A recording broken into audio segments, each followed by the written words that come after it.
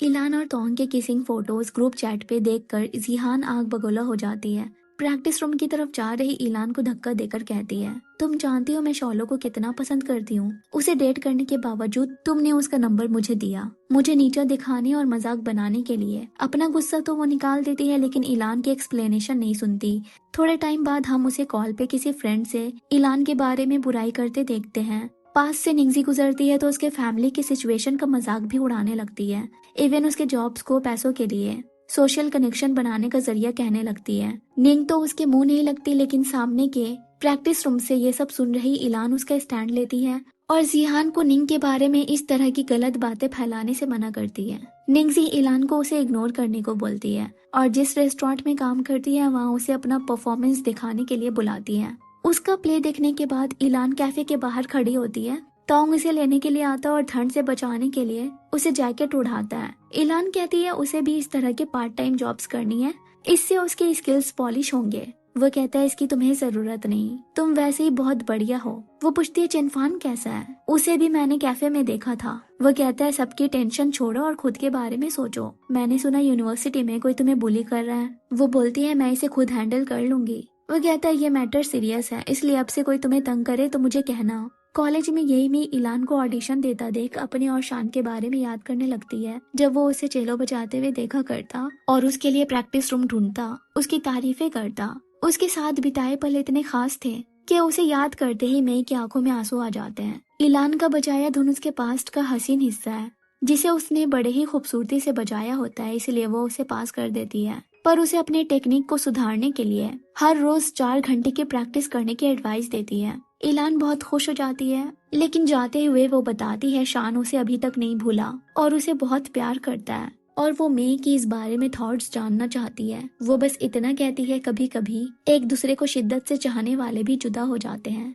पर इलान को ये बात समझ नहीं आती क्योंकि वो इस मोड़ से अभी गुजरी नहीं है। फिर वो तोंग को अपने पास होने की खुशखबरी देती है, साथ बताती है कि वो प्रैक्टिस में बिजी रहेगी तो शायद उसे थोड़ा टाइम ना दे पाए।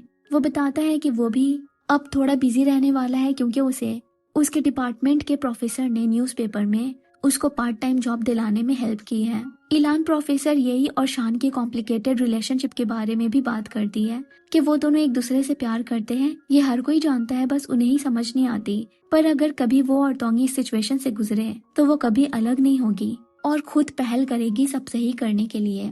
एक रोज यही मी चेलो सिखाते हुए जब इलान को उसकी गलतियां वगैरह पॉइंट आउट करती है तो उसे ये बहुत ही बढ़िया लगता है। वो चाहती है कि वो इसी तरह से उसकी गलतियां बताए ताकि वो उसे सुधार सके, जिस पे मई उसे सजेस्ट करती है अब्रॉड स्टडी और एक्सचेंज स्टूडेंट प्रोग्राम में अप्लाई करने की, जिसके बारे में इलान ने पहले कभी नहीं सोचा था। उसके बाद लू निंगजी आती है और आज मई को उसके प्ले में बहुत सारी गलती नजर आती है। वो पूछती है 4 घंटे प्रैक्टिस नहीं कर रही क्या? वो बताती है वो पार्ट टाइम जॉब्स में चेलो बजा लेती है जिसे वो इनफ समझती है। लेकिन यही मी वार्न करती है एक्सचेंज स्टूडेंट के लिए सिर्फ एक ही स्पॉट है, अगर ऐसे ही वो हल्के में सब लेगी तो उसके हाथ से ये मौका निकल जाएगा। वहीं इलान तोंग को बताती है यही मैंने उसे सजेस्ट किया है एक्सचेंज स्टूडेंट प्रोग्राम के लिए अप्लाई करने को। वो उसे इसमें अपना फुल सपोर्ट दिखाता है। निंगजी जिसने यही मई को इलान को अब्रॉड स्टडी सजेशन देते सुन लिया था, जब उसे लाइब्रेरी में आईएल्ट्स के बुक लेते देखती है तो उसे डिस्करेज कर देती है। मैं इसके लिए लंबे टाइम से तैयारी कर रही हूँ, तुम्हारे अभी स्टार्ट करने से बस टाइम वेस्ट होगा। वहीं साई यू निंग को मिस्टर गो के पास ले जाता है जिनके आर्ट गैलरी में उसे परफॉर्म करना है, पर उनका बिहेवियर उसे अनकंफर्टेबल कर देता है। वो बाहर कुछ एक्सक्यूज बनाकर आती है। साई उसे बोलता है अगर हमने इनके साथ डील की तो ये तुम्हारे स्पॉन्सर बन सकते हैं और इनकी फंडिंग से तुम आराम से अब्रॉड जा सकोगी। इसीलिए वो ना चाहते हुए भी मिस्टर गो की जबरदस्ती करने पे ड्रिंक कर लेती है और थोड़ी ड्रंक हो जाती है। जब साई उसे पकड़ता है तो वहाँ से गुजर रही जिहान उनकी फोटोज ले लेती है। अगले दिन निंगजी और इलान में प्रैक्टिस रूम लेने की बहस हो रही होती है और इसी से फायदा उठाकर जिहान अपने फ्रेंड्स के साथ रूम ले लेती है और इलान की बुराई करने लगती है। वो उसे कहती है जो भी बोलना है मेरे सामने बोलो, तो वो इलान के साथ साथ निंग की भी बेइज्जती करती है और उसके कैरेक्टर के बारे में बुरा बोलने लगती है। इलान उसे कहती है तुम अपने काम से काम रखो, तो वो कहने लगती है इसकी रेप्यूटेशन तुम्हारी वजह से खराब हुई है, संगत का असर है। तभी इलान की डॉममेट आती है और कहती है तुम तोंग शॉलो को नहीं पा सकी तो इसे बुली कर रही हो। आखिर में निंग जिहान को बोल देती है अब पता चला तुम अपने मेजर में लास्ट रैंक पे क्यों हो। क्योंकि तुम्हें ये सब करने से फुर्सत ही नहीं मिलती। जिहान भी गुस्से में उसका चेलो फेंक देती है। निंगजी को ये पसंद नहीं कि कोई उसका चेलो हाथ लगाए, इसलिए वो उसे थप्पड़ मार देती है। जिहान भी उसे मारने के लिए आगे बढ़ती है, पर बीच में इलान आ जाती है और सभी गर्ल्स एक दूसरे के बाल नोचने लगती है। टोंग आकर इलान को बचाता है और जिहान को हद में रहने को बोलता है। इलान कहती है तुम रहने दो, हम लोग हैंडल कर लेंगे। और फिर जिहान को कहती है पहले हम प्रैक्टिस रूम में आए थे और ऊपर से तुम हमारे बारे में गॉसिप करने लगी। निंगजी को भी जज किया, पर वो गलत होने के बावजूद स्टूडेंट एडवाइजर तक कंप्लेंट करने की धमकी देकर चली जा रही होती है। निंगजी कहती है तुम तो अब तक बच्चों की तरह टीचर के सामने रोने जा रही हो। अगर हिम्मत है तो मेरे और इलान के साथ डुएट करके दिखाओ। हारने वाले को माफी मांगनी होगी। जिहान भी चैलेंज एक्सेप्ट करती है। इलान को पैर में मोच भी आया था, सो टोंग उसे गोद में उठाकर क्लिनिक ले आता है जहाँ डॉक्टर नहीं होते। तो वो लोग बाहर वेट करते हैं। इलान बोलती है उसे समझ नहीं आ रहा निंगजी ने डुएट में उसे क्यों घसीटा। तभी निंग आती है। टोंग उन्हें प्राइवेसी देकर चला जाता है। इलान उससे पूछती है तुमने मुझे डुएट के लिए क्यों चुना? तुम जानती हो मेरा लेवल, मेरे स्किल्स से मुझे नहीं लगता हम उन्हें हरा पाएंगे। वो बोलती है अभी के तुम्हारे लेवल से हम जरूर जीतेंगे, और वैसे भी प्रोफेसर ने खुद तुम्हारी तारीफ की है। वो बोलती है अच्छा तो ये बात है, तो तुम्हें फिक्र है कहीं मैं तुमसे आगे ना निकल जाऊं, या फिर तुम मुझे खुद से कंप्लीट करने के लायक नहीं समझती। वो कहती है एक्सचेंज स्टूडेंट के लिए सिर्फ एक स्पॉट है और मैं डर रही हूँ कहीं वो तुम ना ले जाओ, क्योंकि तुम्हारे पास हर कोई है तुम्हें सपोर्ट करने के लिए। तुम्हारे सपने पूरे भी हो रहे हैं, पर मेरा क्या? मैं टैलेंटेड हूँ तो मुझे चेलो ही प्ले करना पड़ेगा, लेकिन तुम वो करती हो जो तुम्हें खुशी देती है। इसीलिए मैं खुद से सवाल करती रहती हूँ क्या मैं लोगों के लिए चेलो बजाती हूँ या खुद के लिए, लेकिन जवाब नहीं मिलता। इलान उसे बताती है कि वो उसकी रोल मॉडल है, उसके हिसाब से वो ये खुद के लिए करे या दूसरों के लिए, पर हमेशा शाइन करती है। और वो प्रे करती है कि वो जो भी चाहती है उसे मिल जाए। अगले दिन निंग इलान के पास आती है म्यूजिक सिलेक्ट करने, जो वो लोग चैलेंज में प्ले करेंगे। इलान को उसकी ये पहल अच्छी लगती है। वो दोनों जब ऑडिटोरियम प्रैक्टिस करने के लिए आती है तो जिहान उनसे जानबूझकर टकराती है और अभी यहीं पे चैलेंज स्टार्ट करने को कहती है। वो दोनों भी मान जाते हैं। जैसे ही वो बजाना शुरू करती है, उनका तालमेल देखकर जिहान के तो 12 बज जाते हैं। प्लस उसे नहीं लगता था इलान के स्किल्स इतने सुधर जाएंगे। क्लियर विनर तो वही थी, लेकिन उसके मुंह को देखकर इलान फिर से चेलो बजाती है और जिहान को भी अपने वायलिन के साथ ज्वाइन करने को कहती है। सो वो भी गुस्सा साइड में रखकर म्यूजिक शीट के साथ आती है। बाकी भी उन्हें ज्वाइन करते हैं। ऐसा म्यूजिक से भरा माहौल देखकर यही में का दिल भी खुश हो जाता है। वही मिस्टर मा किसी के झगड़े सुलझाने में लगे होते हैं, लेकिन उल्टा उन्हें ही मार पड़ जाती है। और ये सब देख रहा टोंग उनकी मदद करने के बजाय फोटोज लेने लगता है। और जब सारा हंगामा खत्म होने के बाद वो उनके पास आता है तो कहते हैं तुम मेरी हेल्प करने के बजाय मजे में फोटोज ले रहे थे। लेकिन उसके पिक्चर्स इतने सही होते हैं कि वो उसे माफ कर देते हैं और कल एक इंटरव्यू पे साथ चलने को कहते हैं। उसी दिन इलान का मैसेज आता है कि उन लोगों ने जिहान से पैचअप कर ली।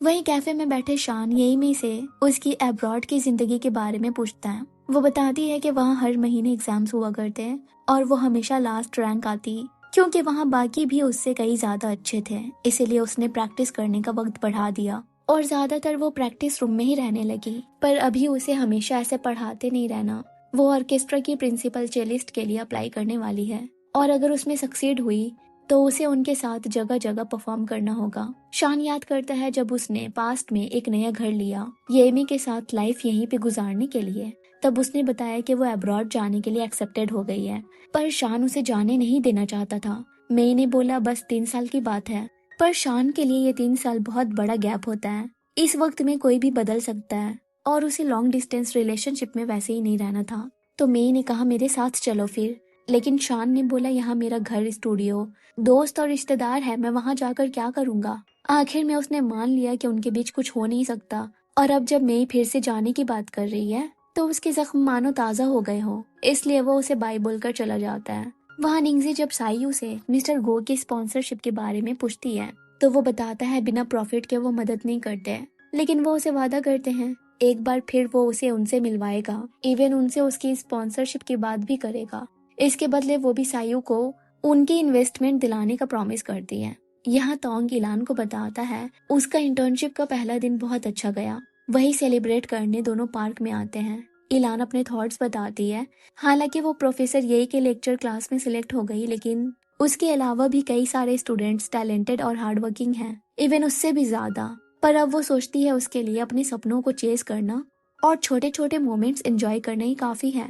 फिर वो उसे अपने रिलेशनशिप के 100 दिन पूरे होने पे नोटबुक देती है, जिसे वो लव नोटबुक कहती है।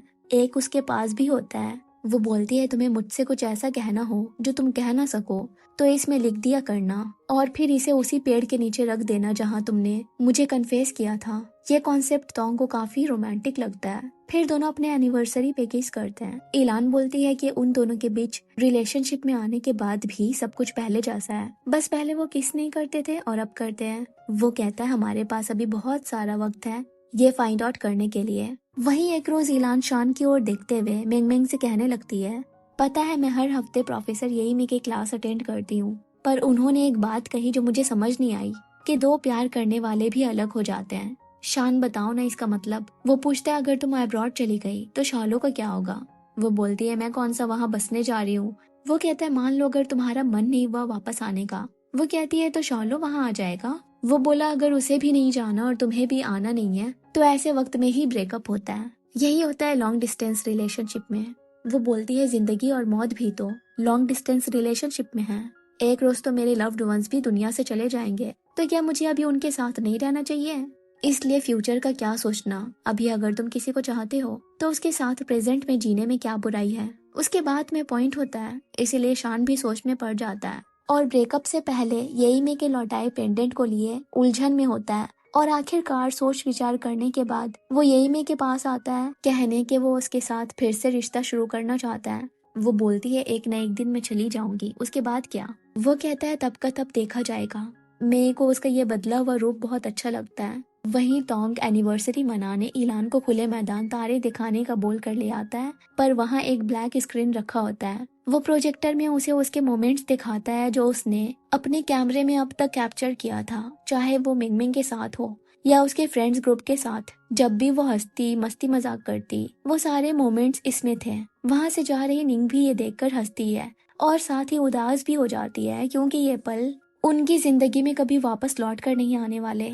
अगले दिन टोंग मिस्टर मा के साथ एक लेडी का इंटरव्यू लेने आता है जिनके लेट हस्बैंड ने कई स्टूडेंट्स के स्पॉन्सरशिप में मदद की। अब उनके गुजरने के बाद वो ये काम जारी रख रही है ताकि उनके हस्बैंड आज भी उन बच्चों के दिलों में जिंदा रहे। इंटरव्यू खत्म होने के बाद मिस्टर मा उसे समझाते हैं कि स्टोरीज को सिर्फ कैप्चर करना या उसको रिकॉर्ड करना नहीं होता, बल्कि उसके इमोशंस को पोर्ट्रे करना होता है। उसे ये भी खबर देते हैं कि कल एडिटर इन चीफ आ रहा है और जैसे कि वो अब्रॉड जाने में इंटरेस्टेड है तो वो उसकी कुछ मदद कर सकते हैं। वहीं ईलान के पेट में अचानक से बहुत दर्द होने लगती है। तबीयत इतनी खराब थी कि वो बाहर आ जाती है। शॉलो वापस लौट रहा होता है तो उसे देख लेता है और जल्दी से हॉस्पिटल लेकर आता है।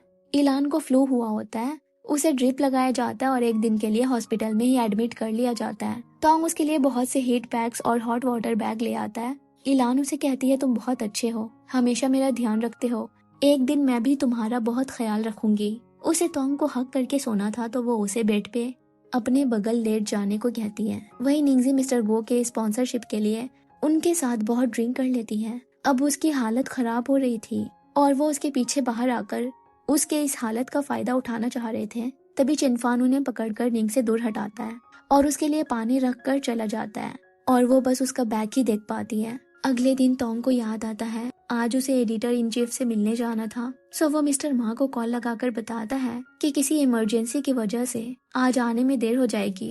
वो उसे बोलते हैं एडिटर इन चीफ टाइम के पाबंद हैं, उन्हें तुम्हारा लेट आना पसंद नहीं होगा। ये बहुत बड़ा मौका है, ऐसे बार बार हाथ नहीं लगने वाला। पर उसके लिए अभी ईलान ज्यादा मैटर कर रही थी। वो आता है उसके लिए नाश्ता लेकर और बोलता है मैं तुम्हें इसके बाद कैंपस ले जाऊंगा। वो कहते हैं मैं खुद चली जाऊंगी, आज तुम्हें एडिटर से मिलने जाना था ना।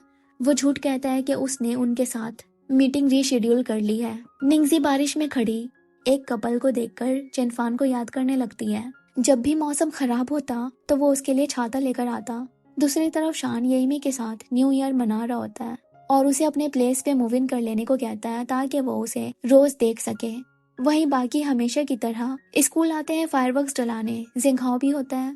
इवन निंगजी भी आई होती है, बस चिनफान गायब था। फायरवर्क्स चलाते वक्त टोंग म्यूजिक ऑन करता है जो गॉड ऑफ वॉर बैंड का है, जो इन दिनों काफी वायरल हो रहा है। मिंगमिंग को वोकलिस्ट की वॉइस चिनफान से मिलती जुलती लगती है। टोंग बोलता है मिलती जुलती क्या, उसमें टैलेंट है, वो खुद भी तो ये गा सकता है। ये सब सुनने के बाद निंगजी पार्ट टाइम जॉब का बहाना करके वहां से निकल जाती है और उसे इमोशनल होकर कॉल लगाने जाती है पर कट कर देती है।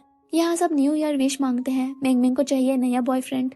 इलान अपनों की अच्छी सेहत और सुकून भरी जिंदगी मांगती है। तभी डायरेक्टर हु जो वहाँ पेट्रोलिंग कर रहे थे उन्हें देख लेते हैं और वो लोग भी भागते हुए यहाँ वहाँ हो जाते हैं। इलान और तोंग बाहर आकर फायरवर्क्स चलाते हैं और वो विश मांगता है कि वो दोनों हमेशा इसी तरह से साथ रहें। दूसरी ओर मिंगमिंग फिर से ग्राउंड चली जाती है। जेंघाओ भी आता और पूछता है नए बॉयफ्रेंड से तुम्हारा क्या मतलब था, क्या कुछ हुआ है? वो बोलती है उसने पिछली बार राइट पर्सन को डेट नहीं किया, लेकिन इसकी वजह से वो ट्रू लव की तलाशी बंद नहीं कर सकती। वो उससे पूछती है तुम्हें तुम्हारा ट्रू लव मिला या नहीं। वो बोलता है वो इतना ज्यादा केयरिंग है कि बाकियों को उसका ये साइड अनोइंग लगता है, पर मिंगमिंग को इसी टाइप का बॉयफ्रेंड चाहिए। इसीलिए उससे पूछती है क्या हम दोनों डेट करने की ट्राई करें। वहीं ई और तोंग फैमिली डिनर करके लौट रहे होते हैं। सभी बड़े बच्चों को रेड एनवलप देते हैं। शुआन तोंग को जीजू कहकर उससे भी रेड एनवलप मांगता है। वो तो खुश हो जाता है और कहता है ऐसे ही मुझे जीजू बोलोगे तो मैं हर साल तुम्हें बड़ा सा रेड एनवलप दूंगा। वही मिस्टर गू फाइनली निंग को फुल स्पॉन्सरशिप देने और उसके प्रोफेसर को रिकमेंडेशन लेटर लिखने के लिए मान जाते हैं, पर वो अच्छे से जानती है कोई भी चीज फ्री में नहीं मिलता और वो उनके उंगली पे हमेशा नाचते रहना नहीं चाहती।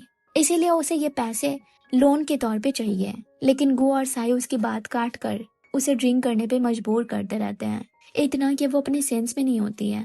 गु जाते हुए साई को होटल रूम के की देते हैं। इत्तेफाक से चिनफान और उसका बैंड वहीं पे एक परफॉर्मेंस के लिए आए होते हैं और जब वो साइवो को निंगजी को जबरदस्ती कहीं ले जाते हुए देखता है तो उसे धक्का देकर दूर हटाता है। साइवो मैनेजर को बोलकर चिनफान को यहाँ से निकालने को कहता है, पर वो उसे बोलते हैं मैं मिस्टर चिनफान की बैंड को तुम लोगों के ऑर्केस्ट्रा से वैसे ही रिप्लेस करना चाहता था इसी हरकत की वजह से, पर इन्होंने ही मना किया। माफी तो तुम्हें इनसे मांगनी चाहिए। मैनेजर आखिर में उसे निकाल देते हैं और साई होटल रूम का कार्ड फेंक कर चला जाता है, जिसे चिनफान निंग के हाथ पकड़ा कर निकल जाता है। वो जब सोबर होती है तब वो कार्ड और साई का दिया बैग फेंक देती है। तभी उसे येमी का कॉल आता है जो बताती है उसे एक्सचेंज स्टूडेंट का स्लॉट मिल गया, वो भी स्कॉलरशिप के साथ। वो रो रही होती है जिस चीज के लिए उसने ऐसा मुश्किल भरा रास्ता चुना, वो फाइनली उसे मिल गया। वहीं इलान निंग के लिए खुश तो होती है, पर उसे भी वहां जाना था, इसलिए तोंग कहता है मेरे साथ चलना, मैं अपने फोटोग्राफी के फर्दर स्टडीज के लिए अब्रॉड जाने वाला हूँ। वो बहुत खुश हो जाती है ये सुनकर। वही निंगजी आती है चिनफान के पास पिछली बार उसे बचाने के लिए थैंक्स कहने, और वो उसके बात करने के अंदाज और एटीट्यूड में मैच्योरिटी देख पा रही थी। वो बोलता है ये सब तुम्हारी वजह से हुआ, वरना मैं अपनी लाइफ गोल कभी नहीं ढूंढ पाता। फिर वो उसको अब्रॉड स्टडी के लिए कॉन्ग्रेचुलेट करता है और निंगजी भी उसे आगे जिंदगी के लिए बेस्ट ऑफ लक विश करती है। कैंपस से निकलने से पहले वो चिनफान को वॉइस मैसेज में कहती है कि वो बहुत ही अच्छा लड़का है और उसे उसकी कदर करनी चाहिए थी। वो तो ये बात फेस टू फेस ना कह सकी, लेकिन चिनफान वहीं आसपास होता है और पूछता है क्या तुम्हें मुझसे ब्रेकअप करने का अफसोस हुआ। वो कहती है रिग्रेट नहीं कह सकती, बस हम गलत वक्त पे साथ आए, पर हाँ मुझे तुम्हें चेरिश करना चाहिए था। चिनफान बताता है कि वो भी सेल्फ फंडेड एक्सचेंज प्रोग्राम के लिए एक्सेप्ट हो गया, वो भी अब्रॉड जा रहा है। वो सेकेंड चांस मांगता है क्योंकि पहले वो इमेच्योर था, अपनी हदें नहीं जानता था, लेकिन अब वो शख्स बन गया है जो उसका साथ दे सके। वो भी उसके साथ नई शुरुआत के लिए हाथ बढ़ाती है। एक रोज तोंग स्ट्रीट में गुड बाय कह रहे कपल की फोटो ले लेता है और लड़की की परमिशन मांगता है क्या वो ये ऑनलाइन पोस्ट कर सकता है, और वो मंजूरी दे देती है। वही वो इंटरव्यू के फाइनल राउंड भी पास कर चुका है और इलान का वीडियो इंटरव्यू भी सही गया। प्रोफेसर येमी के रिकमेंडेशन लेटर से उसे उम्मीद है वो पास कर जाएगी। तभी तोंग की माँ का कॉल आता है जो बताती है उसके डैड कंस्ट्रक्शन साइट की सीढ़ियों से मटेरियल्स हटाने टाइम गिर गए और उनके सर में चोट आई है। वो जल्दी से वहां जाने के लिए निकलता है। डॉम में अपने सामान पैक करने जाता है। इलान ने जब अपने डैड को कॉल लगाया तो उसकी स्टेप मॉम ने उठाया क्योंकि वो अपना फोन घर पे ही छोड़ गए थे। इलान ने कहा कि वो उसके डैड को बोल दे उसे और तोंग को हॉस्पिटल तक ले जाने, क्योंकि उसके डैड का दूसरे शहर एक्सीडेंट हो गया। पर वो अपने हस्बैंड को ढूंढने में टाइम वेस्ट नहीं करती। घर पे एक नोट लिखकर इलान और तोंग को हॉस्पिटल तक छोड़ने के लिए खुद ड्राइव करती है। वहां जाकर पता चलता है कि उसके डैड के हेड में ब्लड क्लॉग हो गया है और बैक में भी सीरियस इंजरीज आए हैं। अभी तक वो होश में भी नहीं आए और कुछ कहा भी नहीं जा सकता। वो इलान को दिखाता है अपने डैड के यंग एज की फोटो जब वो खुद बहुत छोटा था और बताता है कि बहुत सालों से उसने उनके फोटोज भी नहीं खींचे।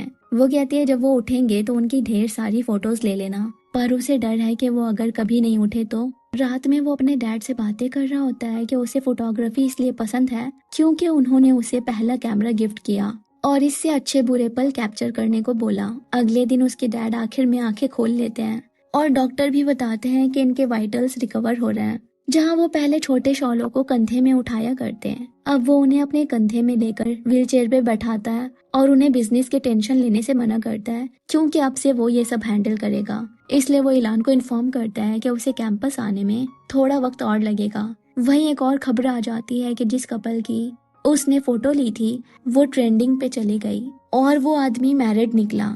इसलिए उसने तोंग के खिलाफ लॉ सूट फाइल कर दिया।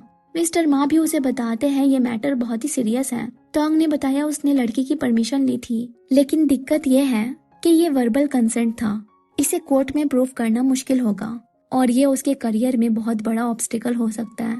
इसलिए वो उन्हें एक लॉयर अरेंज करने को कहता है। इलान दिखती है तोंग ने अपने अकाउंट से उसके सारे फोटोज डिलीट कर दिए ताकि इसमें वो ड्रैग ना हो जाए और उसका करियर दांव पे न लग जाए। जब इस बारे में वो तोंग से बात करती है तो वो उसे सिर्फ अपनी एब्रॉड के प्रिपरेशन पे फोकस करने को कहता है और बताता है मिस्टर मा सब हैंडल कर लेंगे। सभी उसकी फिक्र में शान के स्टोर में बैठे होते हैं। जेंघाओ भी आता है जो इस बात से अनजान है। चिनफान उसे बताता है जिस लड़के की फोटो तोंग ने खींची उसकी परमिशन लेकर ऑनलाइन डाली, पर अब वो लड़की डिनाई कर रही है कि उसने ऐसा कुछ कहा ही नहीं था। वहीं तोंग लॉयर वांग को लेकर उस लड़की से बात कर रहा होता है। तभी वो आदमी भी आता है जो उसे देखते ही मारने लगता है। वांग बीच में रोकने की कोशिश नहीं करता क्योंकि ये सब ऑलरेडी सीसीटीवी में कैप्चर हो रहा था।